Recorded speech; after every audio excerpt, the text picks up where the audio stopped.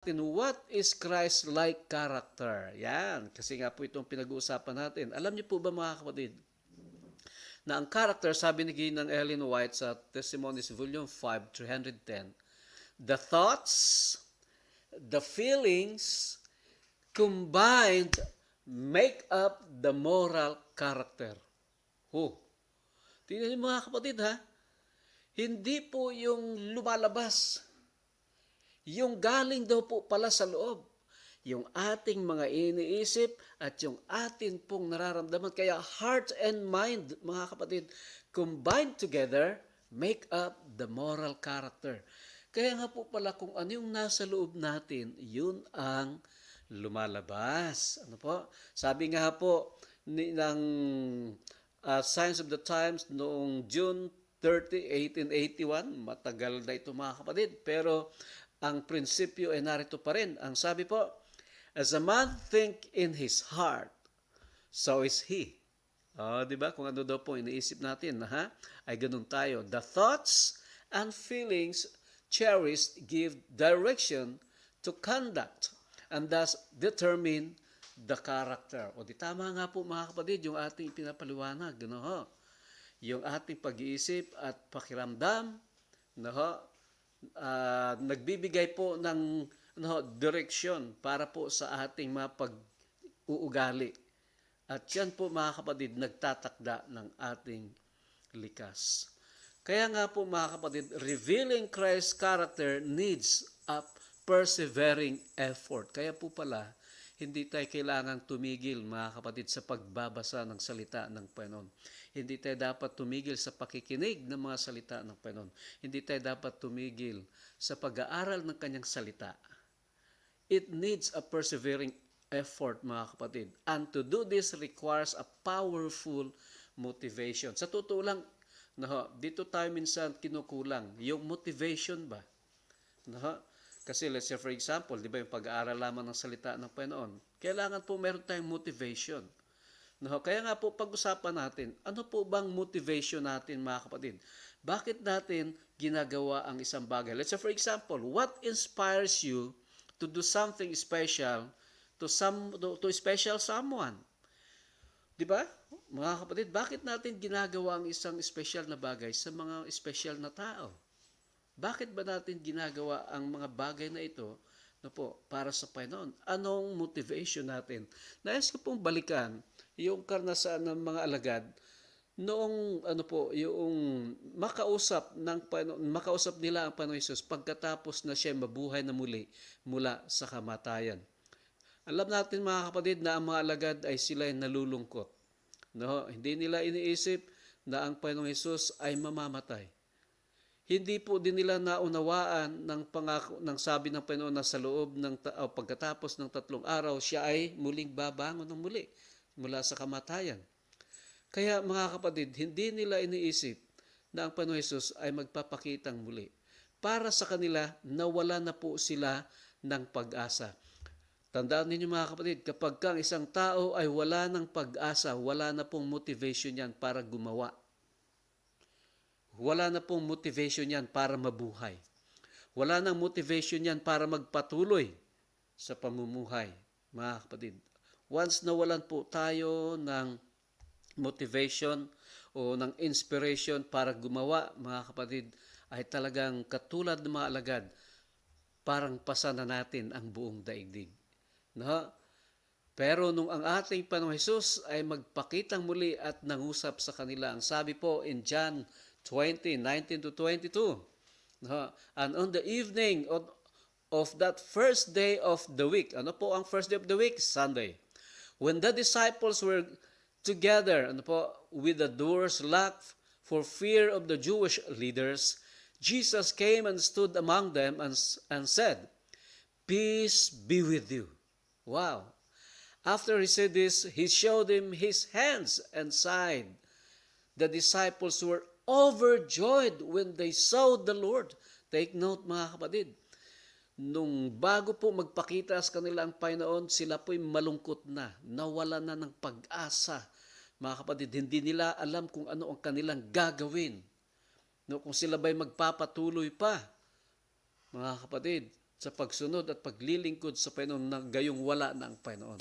Pero nung magpakita sa kanila ang Panginoong Hesus at magsalita, ang kapayapaan ay sumainyo. Ang sabi po, the disciples were overjoyed when they saw the Lord. In 21, again Jesus said, "Peace be with you. As the Father sent me, I am sending you." Wow, mga kapatid. Wow, praise the Lord.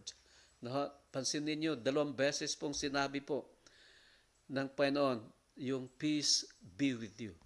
Ano po bang significance niyan? Alam po natin na kapag inuulit, yan po ay ibig sabihin ay mahalaga. Peace be with you. Why is it repeated? And what is the driving force, mga kapatid? Actually, peace be with you means, we are justified by faith through the blood of Jesus Christ. Amen? Ibig sabihin po niyan, mga kapatid, we have the assurance that we are already accepted by Jesus Christ. Diba, mga kapatid?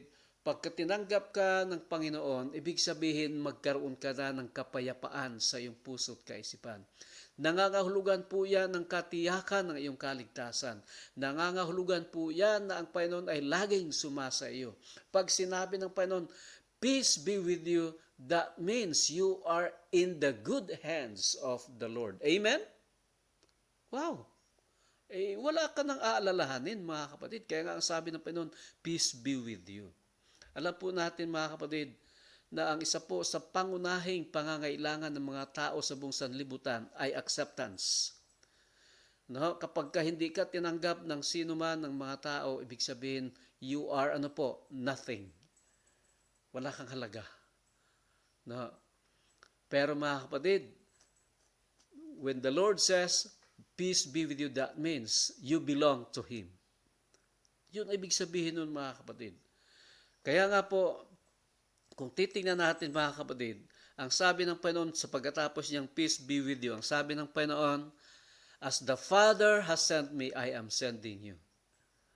Nung tanggapin natin po ang kaloob ng Panginoon sa atin, tayo naman ay inaatasan niya, mga kapatid, na humayo upang ipag-atin din naman pong ibahagi ang kapayapaang ating tinanggap mula sa Panginoon. Sabi nga po, "Peace to you. As the Father sent me, I also send you," mga kapatid. So, He is sending us with twofold mission. Ano po ang pinag-uutos ng Panginoon sa atin? To reveal God's glory to man. Ipahayag ang kalulatian ng Panginoon, mga kapatid. Jesus is about to go back to the Father, di ba? Siya po ay babalik na doon sa langit, mga kapatid. Kaya nga po, ay sa kanyang pag-alis, dapat meron pong magpapatuloy ng kanyang ginawang mabuti. There must be someone to set the record straight. Kailangan ipagpatuloy ang kanyang ginawa. At sino ang gagawa niyan, mga kapatid? Sa panahon po ng ating mga alagad, ang mga alagad ang nagpatuloy niyan. The 12 disciples at sa lahat ng mga Kristiyano. Sa ating panahon, mga kapatid, na ating tinanggap ang kaloob ng Panginoon, we are also sent by the Lord. Ang sabi nga po ni Ginang Ellen White, the children of God are called upon to be representative of Christ.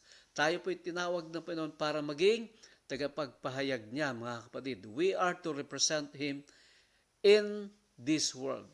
Saan man po tayo ngayon, saan man ang iyong kinalalagyan, sa ating masariling tahanan, sa workplace, sa office, saan man, mga kapatid, we are to be a living epistles known and read by all men. So kaya nga po, ay huwag nating, ang sabi po sa atin, huwag nawang madungisan ang pangalan ng Panginoon sa atin. Alam niyo po, mga kapatid, nung tayo po inatasan ng Panginoon ay pahayag siya, ang kapayapaang ating tinanggap, binigyan tayo ng kapangyarihan, ng banal na Espiritu. Kaya nga po, ay walang dahilan para hindi natin ito matupad sapagkat ipinagkaloob ng Panginoon ang kapangyarihan sa atin. The Holy Spirit. Kung ating babalikan yung talatang binasa, at hiningahan sila ng Panginoon ng banal na Espiritu. Wow. Mga kapatid, do you believe that you have a supernatural power? Mga kapatid, that supernatural power, ayan po ang nagbibigay sa atin ng lakas, upang tayo ay makapagpapahayag ng kalulatian ng Panginoon. Mga kapatid, ang sabi nga po ng John 16:13-14, the Spirit of truth comes. He will guide you into all the truth. He will not speak on his own. He will speak only what he hears, and he will tell you what is yet to come. He will glorify me because it is from me that he will receive what he will make known to you. So ang banal na Espiritu man, mga kapatid, niluluwalhati ang Panginoong Hesus sa pamamagitan ng paggawa ng itinagubilin sa Kanya. At ganun din po tayo, mga kapatid. If we really love Christ, mga kapatid, at gusto nating maluwalhati siya, we honor Him by representing Him, mga kapatid. Christ is counting on us, mga kapatid. Kailangang ipahayag natin ang Panginoon sa ating mga buhay. Meron po isang kwento, ito'y kwento lang na aking nabasa, na ang ating Panginoong Hesus ay pagkatapos daw pong siya ay nagpaalam na sa mga alagad, bumalik na sa langit. Pagdating doon sa langit, mga kapatid, ay talagang sinalubong siya ng lahat ng mga anghel na naroroon at nagpatira pa sa kanyang harapan. Ang sabi po ng Panginoong Hesus, wag mo na kayong magpapatira pa sa harap ko hanggat wala pa ang approval ng Ama na na-accomplish ko na yung aking gawain. Well, mga kapatid, so nag-report po siya sa kanyang ama at sabi niya, Father, mission accomplished. At nung sabihin ng ama, well done, my son. So ibig sabihin, sumang-ayon na ang Panginoon. Ibig sabihin, mga kapatid, nagtagumpay siya. And then, mga kapatid, bumalik siya doon sa mga anghel. At saka sila po'y tuwan-tuwa, masayang-masaya. Pagkatapos, mga kapatid, nagtanong sila, Panginoong Hesus, nag-iisip talaga kami. Ang akala namin, hindi mo kakayanin yung hirap na dinanas mo doon sa lupa. Na iniisip namin ay kung papaano mong nagawa yun. Na hanggang mamatay ka doon sa cross. Iniisip namin ay baka tumalikod ka. Iniisip namin ay papaano mong minahal yung mga taong na ika nga ay siyang dahilan kaya bumaba ka pero inalipusta ka, tinalikuran ka, sinaktan ka, pinatay ka pa doon sa cross. Hindi namin naisip na magtatagumpay ka. Kaya nga ang sabi ng Panginoon Hesus, yan ay dahilan sa biyaya ng Ama, mga kapatid. Kaya lang, mga kapatid, nagtanong din po yung mga anghel, kaya lang Panginoong Hesus. Ngayon na naririto ka na sa langit. Alam naman namin na hindi pa panahon para ay dalhin dito sa langit yung mga naligtas. Kailangan pang ipagpatuloy yung inyong ginawa doon sa lupa para marami pang makarinig ng inyo pong dakilang pagliligtas. Sino ang magpapatuloy noon? Narito ka na sa langit. Sabi po ng Panginoong Hesus, hindi ako nag-aalala dyan. Nandyan yung mga alagad. Nandyan yung mga alagad. Opo, nandun nga po ang mga alagad. Kaya lang po, nag-aalala din kami. Kasi yung mga alagad ay mga tao din. Sila ay, katulad halimbawa ni Pedro. Si Pedro ay, tawag dito, hot-tempered. Yung magkapatid na kung tawagin ay sons of thunder. Lahat sila mayroong mga kahinaan. Lahat sila may mga kasalanan. Papaano po yun, Panginoon? Sabi po ng Panginoon, kung hindi nila matupad, pagkatapos ng kanilang panahon, meron pa namang mga susunod. Panginoon, sino ba yung mga yan? Nariyan yung aking mga anak. Nariyan yung mga araw-araw ay nakikinig sa Arise and Shine. Nariyan yung araw-araw ay nagsasaliksik ng mga salita ng Panginoon. Ako'y umaasa sa kanila Sabi po ng mga anghel, ipapaano Panginoon pag kayang mga taong yan ay hindi rin po magtagumpay? Meron po bang backup plan? Meron bang plan B kung sakasakali? Alam niyo po mga kapatid, nagkaroon ng katahimikan sa langit habang nag-aantay sila ng sagot ng Panginoon. At ang sabi po ng Panginoon, wala na akong backup plan. Ginawa ko na ang lahat. Kaya nga, ako'y nagtitiwala sa aking mga anak. Magagawa, makakaya nilang ipahayag ang kalulatian ng Ama sa kanilang pamumuhay sa araw-araw. Well, mga kapatid, Christ is counting on us. Ikaw at ako po, mga kapatid, ang inaasahan ng Panginoon sa mga oras na ito, na magpahayag ng Kanya pong kabutihan sa buong sanlibutan. Nasa saan man tayo ngayon, no, Christ is counting on you to reflect His glory, no, to manifest o to emulate His character, mga kapatid. Ikaw at ako ang inaasahan ng Panginoon. Kaya nga po ang sabi niya sa John 20:20, as my Father has sent to me, so send I you. Mga kapatid, ikaw at ako ay naasahan ng Panginoon na sa araw-araw makikita sa atin ang kanyang buhay ng mga taong atin pong nakakasalamuha sa bawat sandali.